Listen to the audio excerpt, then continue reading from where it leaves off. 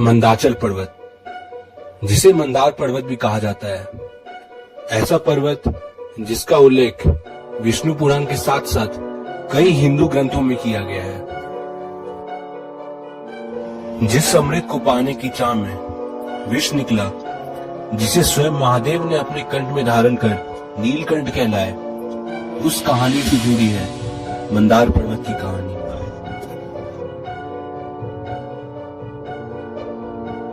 समुद्र मंथन के दौरान वासुकी नाथ को जिस पर्वत पर नीति बनाई गई, जिसके निशान आज भी इस पर्वत पर मौजूद है, वो पर्वत है मंदार, जो एक ही चट्टान से बना है, जो करीब 750 फीट ऊंचा और जिसकी महानता इससे भी ऊंची है। तो आइए चलते हैं बिहार के बांका बौसी जिले में स्थित मंदार पर्वत को करीब से जानने। तो इसी के साथ हम लोग मंदार पर्वत पहुंच चुके हैं। यह है मंदार पर्वत का निचली स्थल, जहाँ पे पपरनी तालाब मौजूद है, जिसकी मान्यता है कि इस तालाब में नहाने से सभी लोग के पाप दूर हो जाते हैं। और बीच में विष्णु लक्ष्मी जी का मंदिर है। तो चलिए अब इस मंदार पर्वत की कहानी को सुनते हैं। मंदार पर्वत भागलपुर से 50 किलोमीटर दूर बांका जिले में स्थित है। मंदार पर्वत को मंदराचल भी कहा जाता है। कहा जाता है कि देवताओं ने मंदार पर्वत का उपयोग मथनी बनाकर समुद्र मंथन के लिए किया था। हिंदुओं के लिए यह पर्वत भगवान विष्णु का पवित्र आश्रय स्थल है। तो वहीं जैन धर्म को मानने वाले लोग प्रसिद्ध तीर्थकर भगवान वासुपुर्य से इसे जुड़ा मानते हैं। तो आप लोग सामने देख सकते हैं, दैत्य और देवता साथ में मिलकर अमृत पाने के लिए समुद्र मंथन कर रहे हैं इस मंदार पर्वत के द्वारा। एक समय ऐसा था जब ऋषि दुर्वास के श्राप के कारण इंद्र और सभी देवता दुर्बल तथा नश्वर हो गए और स्वर्ग और संपूर्ण सृष्टि वैभवहीन हो गई।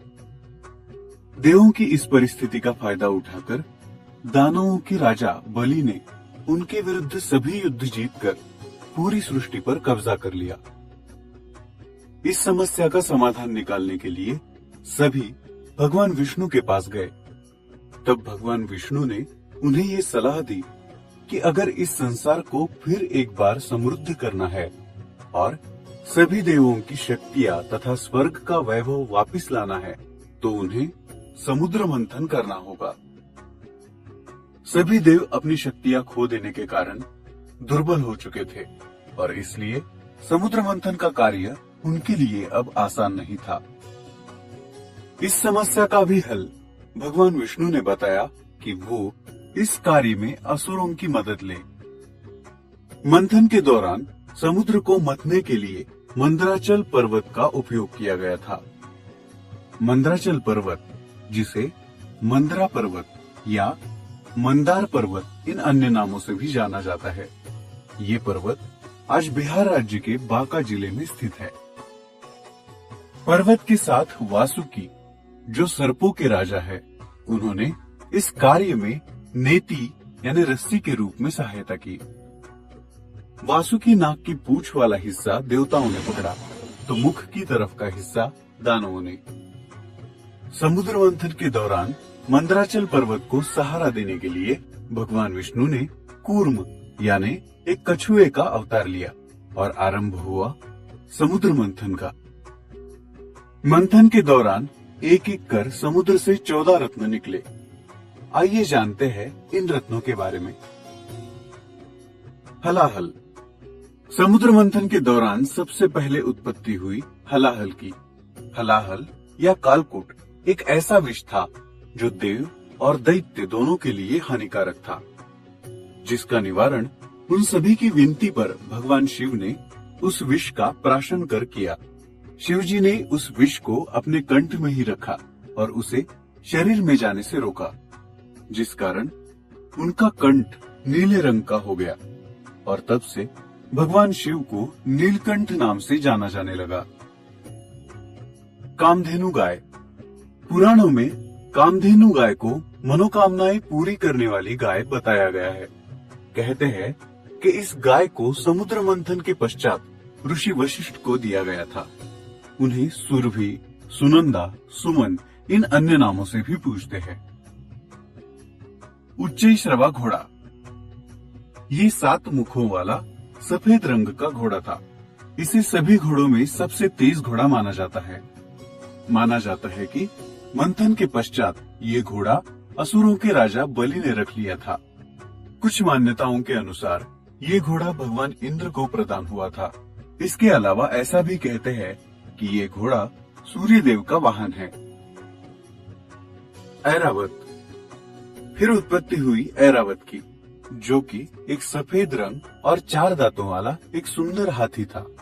ऐरावत इंद्रदेव का वाहन है और इस वजह से इसे इंद्रकुंजर या इंद्रहस्ती भी कहते हैं। ईरा का अर्थ होता है जल और इस हाथी की उत्पत्ति जल से होने के कारण इसे ऐरावत कहा जाता है। कौस्तुभ मणि। ऐरावत के बाद आया कौस्तुभ मणि, जिसे भगवान विष्णु ने अपने हृदय पे धारण किया। कल्प वृक्ष।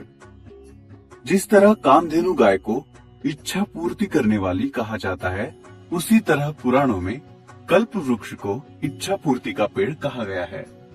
इस वृक्ष को इंद्रदेव को दिया गया था। इस वृक्ष को कल्पद्रु, कल्पतरु इन नामों से भी जाना जाता है। पारिजात वृक्ष। इस मंथन से पारिजात वृक्ष की भी उत्पत्ति हुई। पारिजात वृक्ष के फूल देवी देवताओं की पूजा में अधिकतर इस्तेमाल किए जाते हैं। भगवान इंद्र ने इस वृक्ष की स्थापना स्वर्गलोक में की थी और ऐसा भी मानते हैं कि इस वृक्ष को भगवान श्री कृष्ण धरती पर लेकर आए थे। वारुणी। पारिजात वृक्ष के बाद उत्पत्ति हुई वारुणी यानी मदिरा की, जिसे दैत्यों को दिया गया। रंभा। वारुणी के बाद प्रकट हुई रंभा, जो मान्यता के अनुसार इंद्रदेव के दरबार की प्रमुख अप्सरा है। माता लक्ष्मी। फिर कमल के आसन में विराजमान समुद्र में से प्रकट हुई माँ लक्ष्मी। सभी असुर और देवता चाहते थे कि लक्ष्मी उन्हें मिले, परंतु माँ लक्ष्मी ने स्वयं ही भगवान विष्णु को अपना वर चुन लिया। पांचजन्य शंख। समुद्र मंथन से पांचजन्य नाम का शंख प्रकट हुआ, जिसे भगवान विष्णु को प्रदान किया गया। अगर भगवान विष्णु के चित्र को देखें तो इस शंख को भगवान विष्णु के बाएं तरफ के ऊपरी हाथ में पाया जाता है।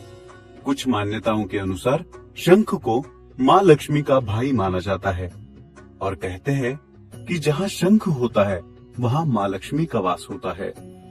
भगवान विष्णु और लक्ष्मी जी की पूजा के दौरान शंख को बड़ा महत्वपूर्ण माना जाता है और इसे विजय का प्रतीक भी मानते हैं। चंद्रमा। चंद्रमा की उत्पत्ति भी समुद्र मंथन से हुई। चंद्रमा को भगवान शिव के मस्तक पर स्थान दिया गया। कुछ मान्यताओं के अनुसार चंद्रमा ऋषि अत्रि और अनुसया के पुत्र है। धन्वंतरी और अमृत। आखिर में भगवान धन्वंतरी अपने हाथ में अमृत के घड़े के साथ प्रकट हुए। पुराणों के अनुसार धन्वंतरी इस विश्व के सबसे महान चिकित्सक और आयुर्वेद के देवता माने जाते हैं। धन्वंतरी को भगवान विष्णु के अवतारों में से एक माना जाता है। ऐसी मान्यता है कि अमृत का सेवन करने से अमरत्व प्राप्त होता है, जिस कारण इस अमृत को पाने के लिए देवों और दैत्यों में भगदड़ मच गई। अमृत को दैत्यों से बचाने के लिए भगवान विष्णु के वाहन गरुड़ अमृत के घड़े को लेकर उड़ने लगे और उड़ते समय उस घड़े से 4 जगहों पर अमृत की बूंदें गिरी, जो थी प्रयागराज, हरिद्वार, उज्जैन और नासिक। और इस वजह से इन जगहों पर कुंभ मेला आयोजित होता है। सभी प्रयत्नों के बाद भगवान विष्णु ने मोहिनी अवतार लिया और दैत्यों का ध्यान विचलित किया और अंत में अमृत देवों को प्राप्त हुआ, जिसकी मदद से उनकी शक्तियां लौट आई और स्वर्ग और सृष्टि का ऐश्वर्य भी लौटा।